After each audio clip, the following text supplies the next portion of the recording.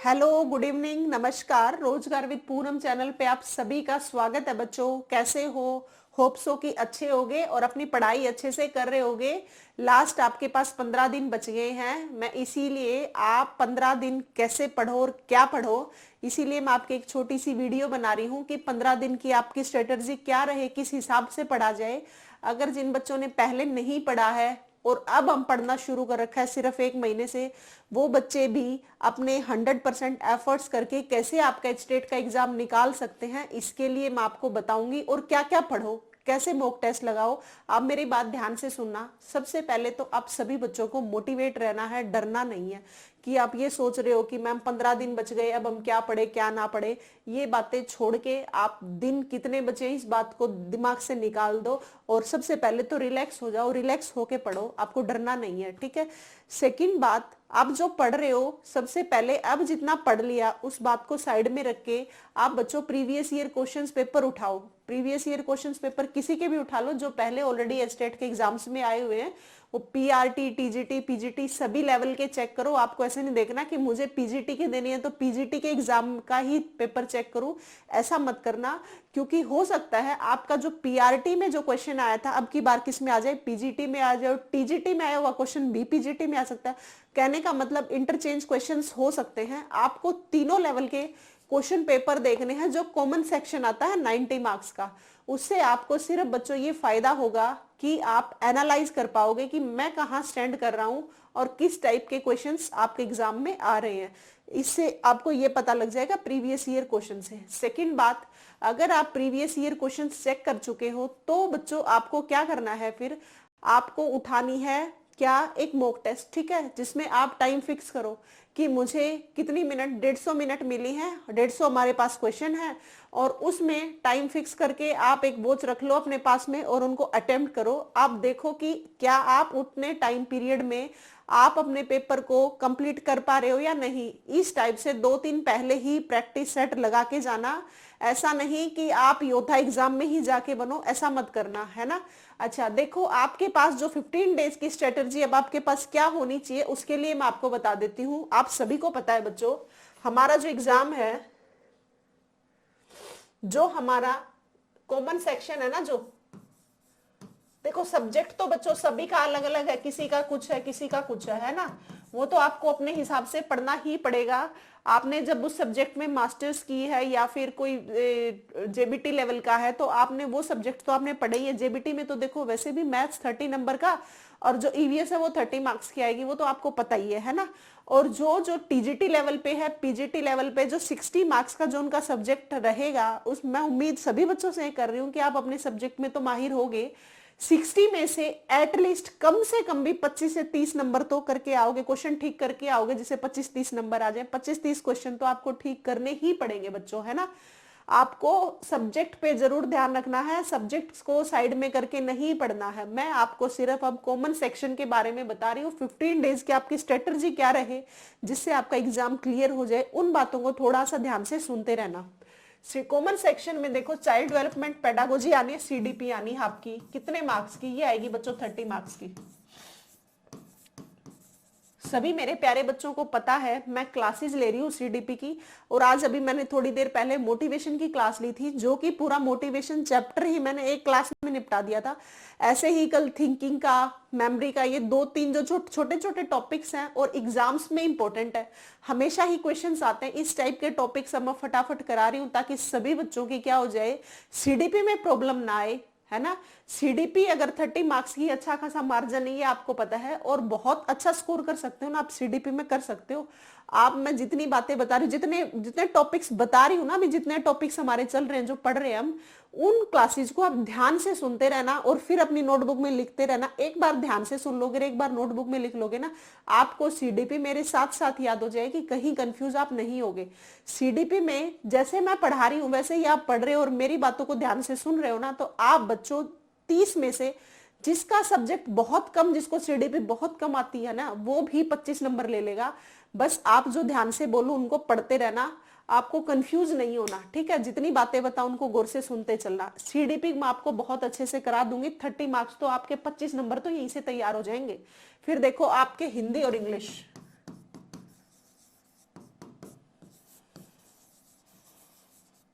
ये भी 30 मार्क्स की आएगी और ये भी 30 मार्क्स की आएगी।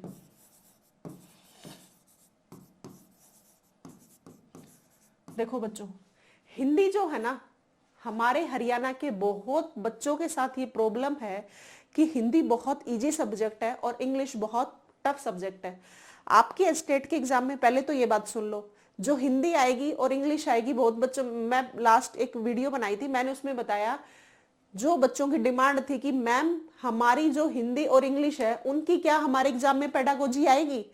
लास्ट टाइम भी भिवानी बोर्ड ने मेंशन किया था कि आपके एग्जाम में पेडागोजी आएगी, लेकिन उन्होंने नहीं दी, वो अलग बात है, वो उन पे डिपेंड करता है।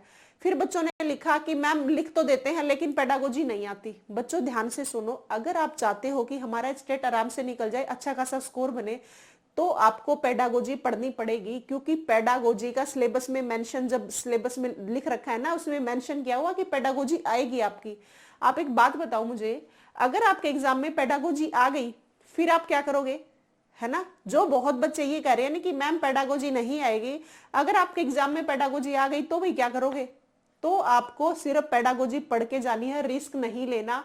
हिंदी इंग्लिश दोनों की पेडागोजी पढ़नी है आपको। पेडागोजी में क्या पढ़ोगे, पेडागोजी में आप सिर्फ बच्चों के, अगर नहीं भी पढ़ोगे ना तो आपको 2-3 बातें याद रखनी है। पेडागोजी सिर्फ ये होती है कि मतलब बच्चों को पठन शास्त्र, बच्चों को किस तरीके से पढ़ाया जाए, ठीक है। आपको उसमें बच्चों को इंक्लूसिव एजुकेशन दी जाए, डिसेबल्ड को भी साथ में बिठाया जाए, एबल्ड को भी साथ में बिठाया जाए, इंक्लूसिव वो सबको साथ बिठाने की एजुकेशन दे सरकार। सरकार तो क्या देगी, स्कूल में टीचर्स को बिठाना चाहिए, किसी के साथ कोई भेदभाव नहीं करना चाहिए, टीचर्स को पिटाई नहीं करनी चाहिए, सभी बच्चों के साथ प्यार से बिहेव करना चाहिए। इस टाइप की जो होती है ना, मतलब बच्चों के हित में जो चीज होती है ना, वही पेडागोजी होती है। अगर आपके पेपर में आपको समझ नहीं आए तो आपको सिर्फ बच्चों के फायदे के लिए चीज है ना, उस आंसर पे आप टिक कर देना। जहां पे भी क्वेश्चन में आ जाए बच्चे का सर्वांगीण विकास, ऑल ओवर डेवलपमेंट जिस चीज से हो रहा है ना, आपको उस बात के साथ जाना है। तो आपको पेडागोजी बच्चों पढ़नी है। हाँ, अब मैं बात देखो क्या कह रही थी, मैं कह रही थी हमारे हरियाणा के बच्चों के साथ प्रॉब्लम है बच्चों, हिंदी को तो इजी मानते हैं और इंग्लिश को मुश्किल मानते हैं। इंग्लिश भाई 30 मार्क्स की आएगी और 30 मार्क्स बहुत अच्छा खासा मार्जिन रखते हैं, डरना नहीं है इंग्लिश से। इंग्लिश में आप सिर्फ अब क्या कर सकते हो, आप जितने अब तक स्टेट के एग्जाम्स हो रहे हैं ना, उनके अगर आप प्रीवियस ईयर क्वेश्चंस भी देख जाते हो ना, पीआरटी टीजीटी पीजीटी तीनों लेवल के, आप सिर्फ इंग्लिश के प्रीवियस ईयर क्वेश्चंस भी देख जाते हो ना, तो भी आप इंग्लिश में अच्छा खासा स्कोर कर पाओगे। आपको इंग्लिश छोड़नी नहीं है, आप प्रीवियस ईयर क्वेश्चंस उठाओ, पेपर उठाओ पहले के, उनमें से आप प्रीवियस ईयर क्वेश्चन कर लो इंग्लिश के। किसी को बहुत ज्यादा डर लग रहा है इंग्लिश में तो बता रही हूँ, अदरवाइज इंग्लिश जो पढ़ रहे हैं उनको तो पढ़ना ही है, ठीक है। फिर देखो हिंदी, हिंदी एक ऐसा सब्जेक्ट है बच्चों जिनको इजी तो लगता है लेकिन मार्क्स बहुत ज्यादा कटवाता है। इसीलिए हिंदी को जितने भी बच्चे तैयारी कर रहे हैं स्टेट की, हिंदी को ध्यान से पढ़ते चलना। हिंदी को अगर कोई हल्के में ले रहा है तो वो उन बच्चों की गलतफहमी है। हिंदी एक ऐसा सब्जेक्ट है जो बहुत ज्यादा मार्क्स कट करवाती है।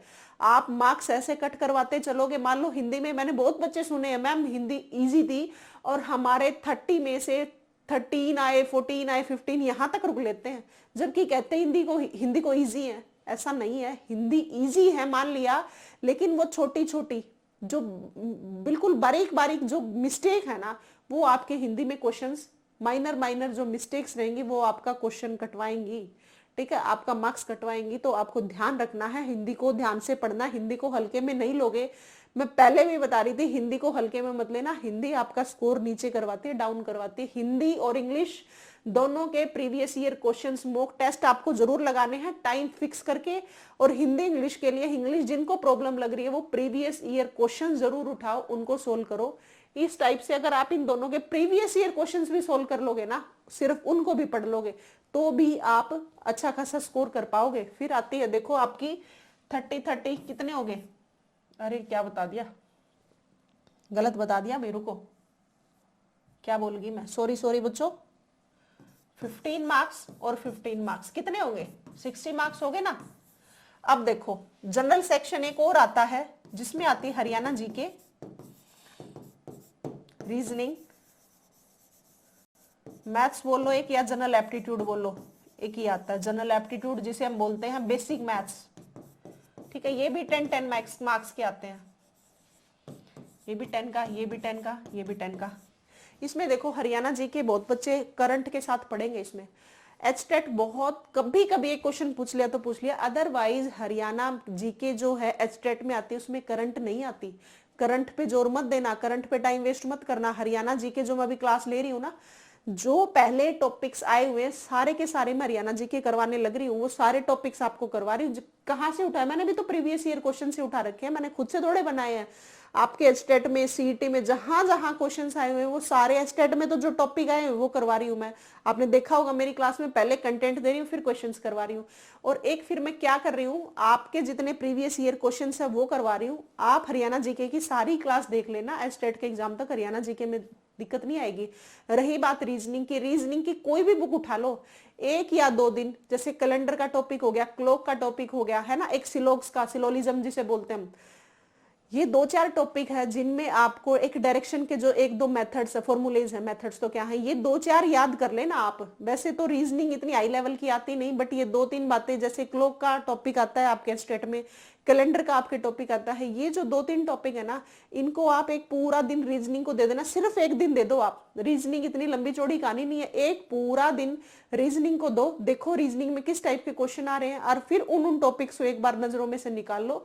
जनरल रीजनिंग आएगी, वो उसका ये लगता है, वो रिश्ते में क्या लगता है, ये इसका ये हो गया, नाना दादी फूफे जितने भी हैं अपने से रिलेट करके देख लो, उसी से आपके इस टाइप के क्वेश्चन आएंगे, आप रिलेट करके कर पाओगे। एक सिलोग्स का टॉपिक आता है रीजनिंग में, वो भी आपको अच्छे से पढ़ लेना, उससे भी क्वेश्चन आया, बहुत बार स्टेट के एग्जाम में आया, और बाकायदा आप मॉक टेस्ट लगा रहे होगे तो आपको पता भी होगा। तो क्या है, रीजनिंग 10 नंबर की आई। रही बात जनरल एप्टीट्यूड की, मैथ्स तो इतना इजी आता है, अगर किसी ने 10th स्टैंडर्ड तक भी मैथ्स पढ़ा हुआ है, थोड़ा बहुत भी आता ना, वो बच्चा भी सोल्व कर लेगा, है ना। तो देखो आप यहां से अगर आप 25 मार्क्स ले लेते हो, और यहां से भी अगर 23-24 ले लेते हो, और 20-22 यहां से ले लेते हो, कुछ जनरल सेक्शन से ले लेते हो, वो तो गए। अगर यहां से कितने बन गए, 63 बन गए, 63 क्यों बन गए, 63 और 5 68 बन गए, और 22 वहां से ले लो, हो गया स्कोर। 90 ही तो नंबर लेने हैं ना आपको। आप, मेरी स्ट्रेटजी ये है आपको बताने की, 15 दिन आप क्या क्या पढ़ो। पहले तो इनको देखो, डरना नहीं है किसी बच्चे को, मोटिवेट रहना है, पॉजिटिव रहना है, पहली बात तो ये ध्यान रखनी है। सेकंड बात, आपको मॉक टेस्ट जरूर लगाने हैं। मॉक टेस्ट उन बच्चों के लिए कह रही हूँ जो ऑलरेडी प्रीवियस ईयर क्वेश्चंस देख चुके हैं, वो बच्चे टाइम फिक्स करो और पढ़ो। अच्छा, जिन बच्चों ने प्रीवियस ईयर क्वेश्चंस नहीं देखे हैं, तो बच्चों अब टाइम आ गया प्रीवियस ईयर क्वेश्चंस करने का। प्रीवियस ईयर क्वेश्चंस किए बगैर आप अगर सोच रहे हो कि हम चले जाए हमारा एग्जाम क्लियर हो जाएगा, नहीं। अगर बच्चों में ये कह रही हूं, अगर आप 20 से 25 मॉक टेस्ट लगा लो, प्रीवियस ईयर क्वेश्चंस के जितने भी हैं, कोई भी बुक उठा लो, वो एनीवन किसी भी राइटर की, आप 20-25 भी अगर आप मॉक टेस्ट लगा लेते हो ना 15 दिन में, बहुत ज्यादा फायदा होगा। कम से कम भी 20 से 25 नंबर का तो वहीं से फायदा हो जाएगा। क्योंकि जितने भी बोर्ड है, भिवानी बोर्ड है, एसएससी बोर्ड है, सभी के सभी क्या करते हैं, रिपीट करते हैं क्वेश्चंस को। और रिपीट नहीं भी किया तो आपको लेवल का भी तो पता चलेगा ना, पैटर्न का भी पता चलेगा, किस लेवल तक की बातें पूछ रहे हो, पैटर्न क्या दे रहे हैं, इन बातों का आपको सभी को पता लग जाएगा। तो बच्चों मैं आपसे ये कह रही हूँ, सबसे पहले आपको मोटिवेट रहना है, डरना नहीं है। 15 दिन बच गए, ऐसा इस बात का हुआ नहीं बनाना कि 15 दिन बच गए, नहीं।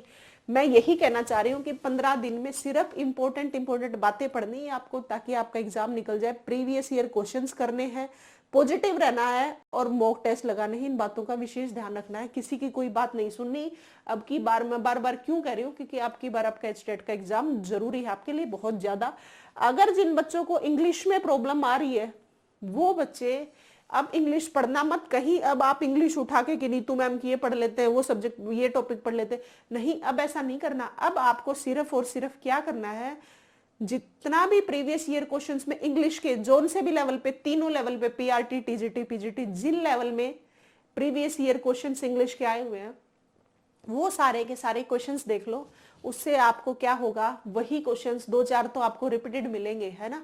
उससे आपको थोड़ा सा पता भी लग जाएगा। कई बार तो पैराग्राफ दे देते हैं, पैराग्राफ में से क्वेश्चन छांटना होता है। और पेडागोजी, अभी बता रही हूँ, पेडागोजी आएगी बच्चों, अगर आपको दे दी तो आप कहाँ जाओगे, रिस्क नहीं लेना। बहुत बच्चों को डर है ना कि हम कहीं तो कंफ्यूज है, डर तो क्या कंफ्यूज है, कभी कोई कह रहा है कि आएगी, कोई कह रहा नहीं आएगी।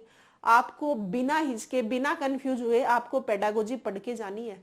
मोटिवेट रहना है। जितनी बातें बताई हैं आपको सारी बातें एक बार देख लेना, 15 दिन आराम से रिलैक्स होके पढ़ते रहो। और साइकोलॉजी मैं आपकी 2 या 3 दिसंबर तक जरूर करा दूंगी। आपका एग्जाम 7 और 8 को, अभी बहुत दिन है, मत सोचो कि 15 दिन है। 7-8 को एग्जाम है। मॉक टेस्ट लगाओ टाइम फिक्स करके और प्रीवियस ईयर क्वेश्चंस देखो। इंग्लिश को प्रीवियस ईयर क्वेश्चन से ले लेना। हिंदी पूरा सब्जेक्ट पढ़ना, उसको हल्के में नहीं लेना। सीडीपी मैं करा ही रही हूँ और सब्जेक्ट आप साथ के साथ पढ़ ही रहे हो।